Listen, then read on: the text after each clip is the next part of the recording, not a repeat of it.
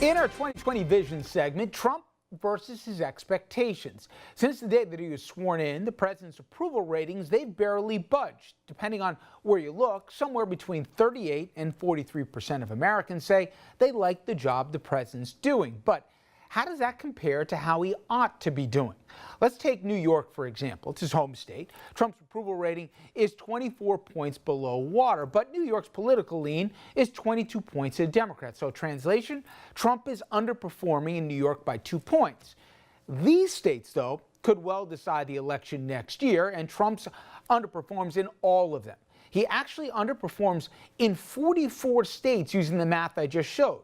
But not only does Trump do worse in these states than the numbers say he ought to, in most of them, Trump is both underperforming and his approval rating is underwater, which means he could be at serious risk of losing them. Well, a group included in that is New Hampshire, Arizona, all the Midwestern states where the 2016 election, in fact, was decided. It is a big danger sign for the president. And we're also getting new polling data for the Democrats who want to take Trump's job. Not much change in the national numbers. Biden, he continues to lead Sanders by about 20 points. Elizabeth Warren's numbers rising a little bit in the past week. Beto O'Rourke's, though, slipping.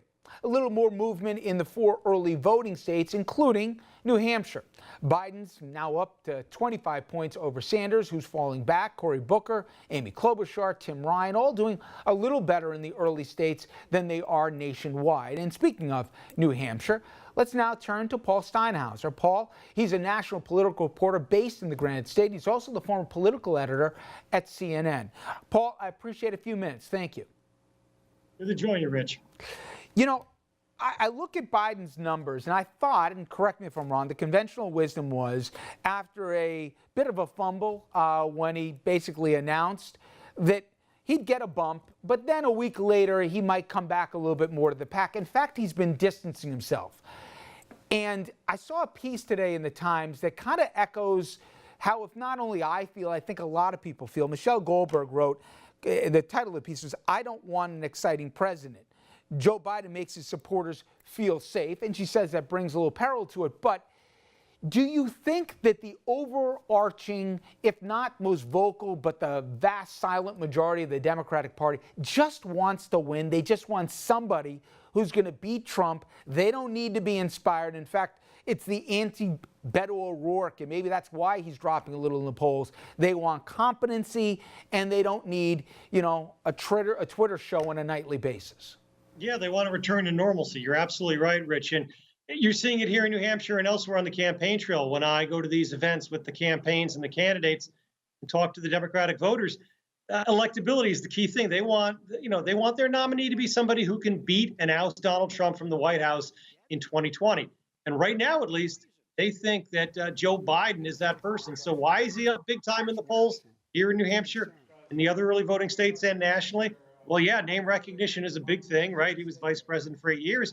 The other thing, though, is that at least right now, they feel that he is the guy who can beat Donald Trump. That may change. We have a long way to go. But those are the two main factors right now as to why Joe Biden is way up on everybody else. Wait, I'll put a third factor in there. And you mentioned it. He's had a pretty good launch. It's been about a little over 3 weeks since he announced his candidacy, coming up on a month now. Hasn't had any major gaffes.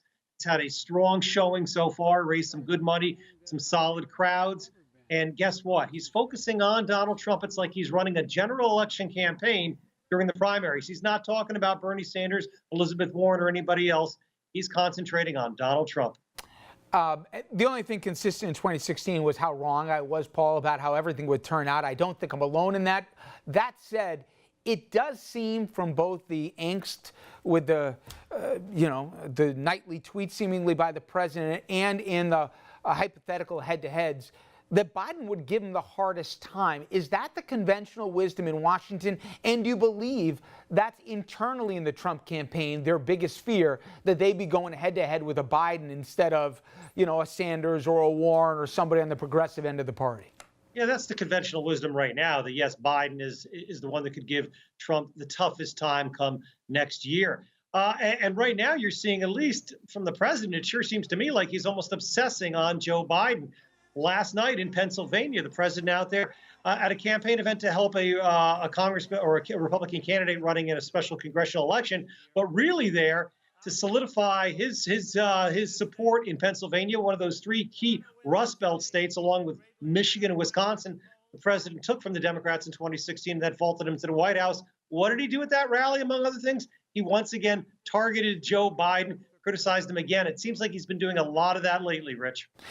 Paul, just to show that I can't even keep consistency 5 minutes apart, the very thing that I referenced with the Goldberg piece about they want competency here, that they don't need excitement, they need somebody who'll give them a best shot. That said, I saw Buttigieg on Fox on that town hall. And I got to admit, as much as I know he's a 37-year-old kid, that's how old I am right now, from, South Bend as a mayor, he really was impressive. I mean, and obviously I wasn't the only one who felt that way. Do you think that there's staying power for this, or for the very reasons we just articulated, that they don't need inspiration, they need electability, that he can't have a 50-state basic platform? Where do you see Buttigieg going from here, since he's already defied so many expectations? He's had a very strong start. Remember, 2 months ago, he was basically the longest of long shots. But then he started getting some more media attention. He started soaring in the polls. We started seeing larger and larger crowds on the campaign trail for him here in New Hampshire, Iowa, South Carolina, anywhere, everywhere. And he's really now transformed that excitement and that buzz into a campaign that he hopes will have some wheels that will last. He's building up his grassroots organizations in the early voting states. He's using that money that he's been raising to buy more, build up his staff as well. And I got to agree with you. I've had a chance to interview him a number of times now, and I've seen him in action on the campaign trail.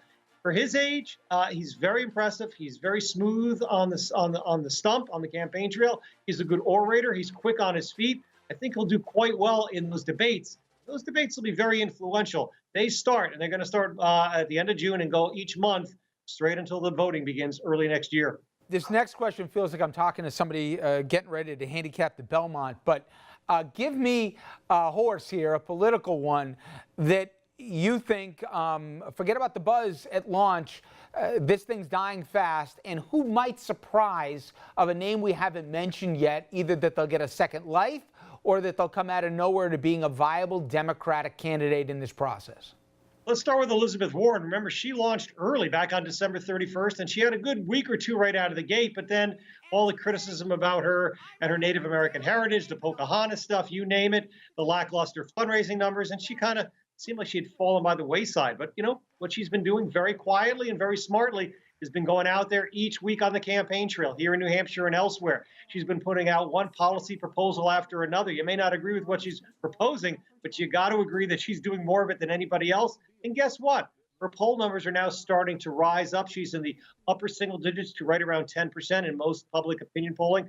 She's in a good place right now. A couple of others, their names, but don't discount them. Kamala Harris is doing quite well. She has large crowds wherever she goes. She's building some excitement. Cory Booker, we haven't heard a lot about the senator from New Jersey, but he's built up strong organizations in some of these early voting states. He's a master orator. So another one there that I wouldn't count out. Beto O'Rourke, we saw him rise. We saw him drop. Don't count him out, though. He's still doing okay on the campaign trail, bringing in the crowds, bringing in the interest. If he can translate that into a lasting campaign. And listen, with 23 or 24 candidates, depends if whether you count Mike Gravel or not, anything can happen. So any one of these contenders could catch fire. Remember, 4 years ago at this time, Donald Trump was not one of the front runners at all in the Republican race, and Hillary Clinton was going to be the clear favorite and easily win the Democratic race. Well, Bernie Sanders gave her quite a run for the money. Talking about Bernie Sanders, he's still in a pretty good position as well, my friend. We got a long way to go. Paul, I really appreciate the time today. Thank you so much. Thank you, Rich. All right, everybody, we're going to take a quick break. When we come back, we'll wrap things up.